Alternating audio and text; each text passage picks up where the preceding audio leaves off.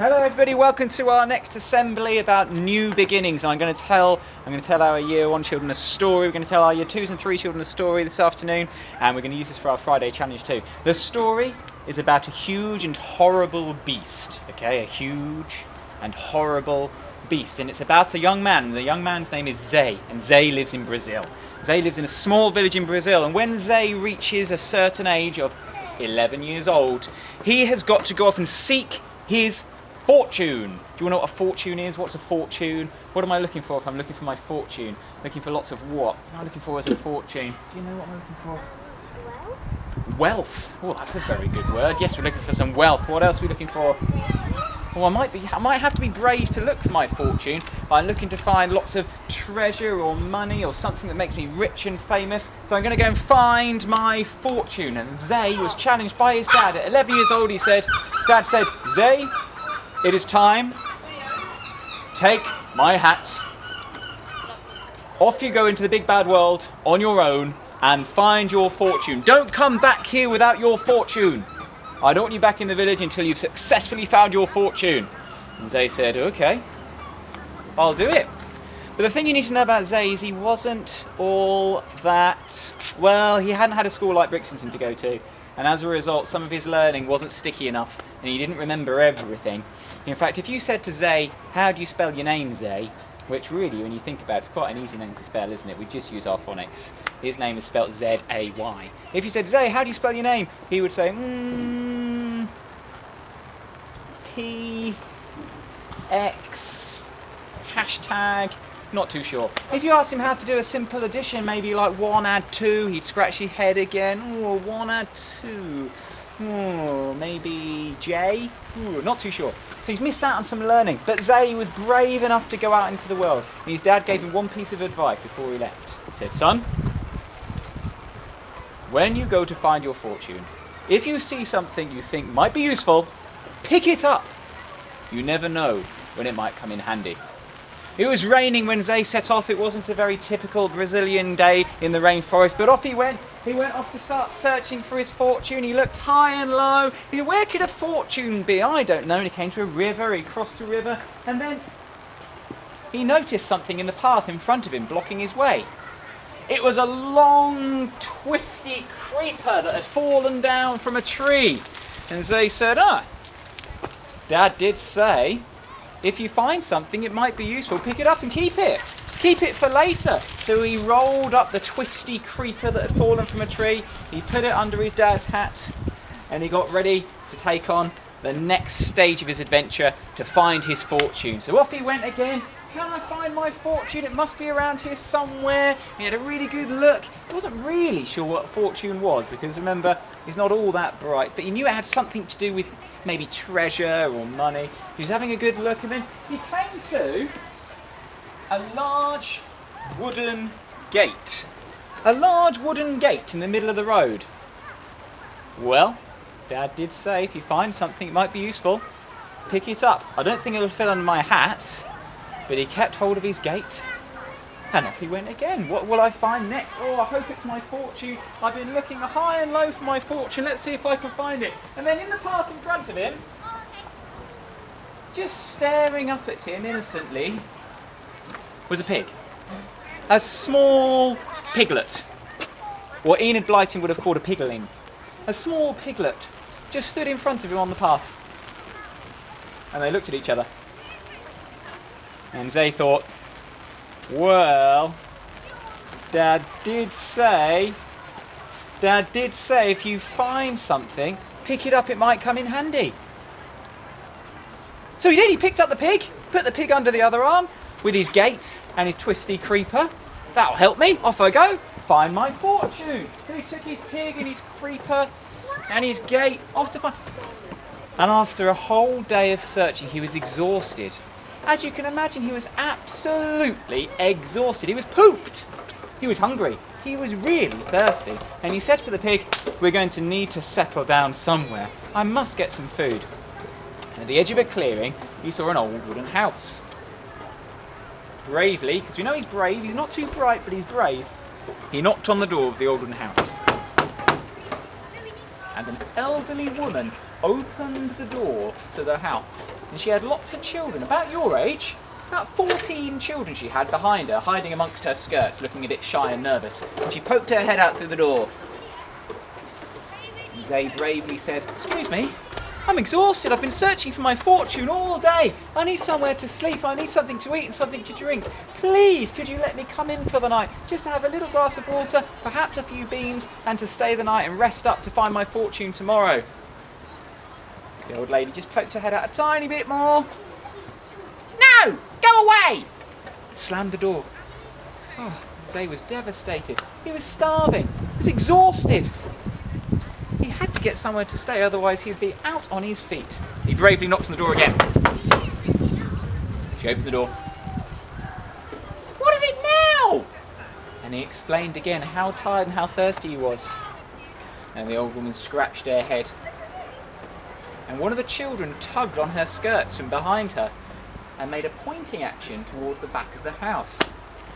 And the old lady said to Zay, she said, "If you must, we do have an old hay barn out in the back garden, but I warn you, a huge and horrible beast lives in there." And then she slammed the door. Well, thought Zay, this is tricky.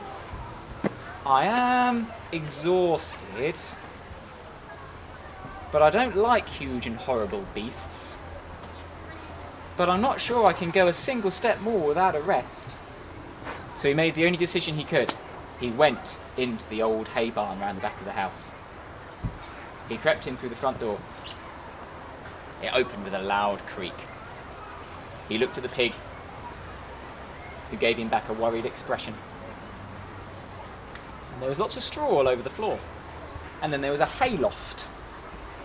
He thought, I know, there's no sign of a huge and horrible beast in here.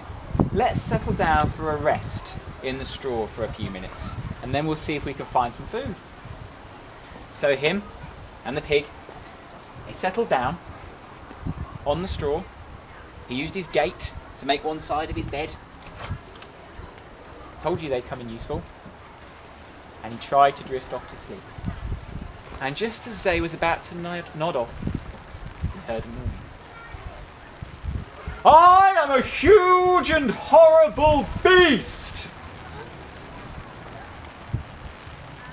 Zay looked up at the hayloft. He looked at the pig, who was quivering with fear. "Uh-oh," thought Zay. "What are we going to do? We can't leave now. He knows we're here. We don't want to get eaten, do we?" So he shouted up, Well, I'm a huge and horrible beast as well." He heard some scratching from upstairs. "What did you say?" "I said I'm a huge and horrible beast as well." He could hear some more scratching from upstairs. The huge and horrible beast was thinking. And he called down, "Well, if you're a huge and horrible beast, pass me up one of your hairs." This is no good. If I pass him up one of my hairs, he'll know I'm just a little boy. So he took his hat off to have a think. Oh! Hang on a minute. Dad did say, pick it up, it might be useful. And he passed up through the hayloft. He passed up the creeper. "Here you go. Here's one of my long, wiry hairs. Because I'm a huge and horrible beast after all." He could hear scratching from up the top of the hayloft again.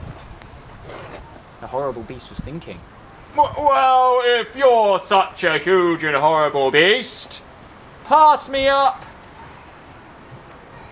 your hairbrush." Oh no.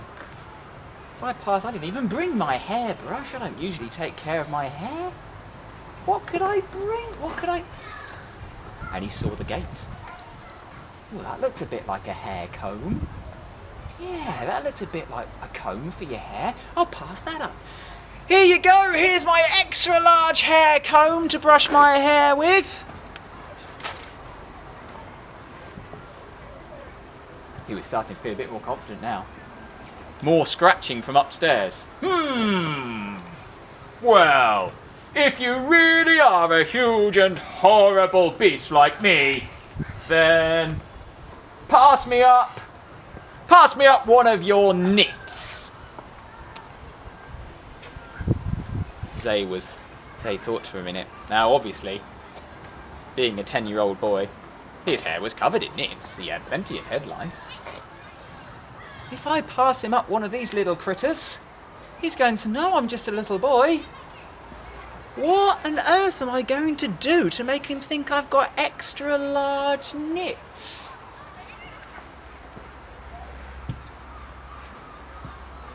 And he thought for a minute. I'll pass up the pig. That could be one of my nits. I'll pass up the piglet. What a good idea! And he did. He passed up the little pigling. He passed him up through the hayloft. Here you go. Here's one of my extra large nits for my extra huge and horrible hair. And then he just heard the door slam. And footprints. Huge and horrible footprints. He'd gone. The huge and horrible beast had gone. Zay looked up through the hayloft, and there was no one there. There was no one in the hayloft anymore. The huge and horrible beast had gone. And what do you think was in the hayloft? Can you guess what was hiding up in the hayloft that the huge and horrible beast had left behind? Think back to the beginning of the story. What might have been up there? He'd been looking for... What do you think? His fortune! There was a huge treasure chest overflowing with golden coins. Yes! Said Zay. He popped back on his hat. I've done it! I found my fortune! He heaved the treasure chest down and took it to the old woman. Here, did you know the huge and horrible beast was hoarding all this stuff in your hayloft? She was delighted. Zay gave her almost all of the gold coins. He shared his fortune with her and said, here you go, look after your family with all this money. And the rest he took back to his dad and said, look, Dad, I found my fortune. And his dad couldn't believe it. Zay said, thanks, Dad.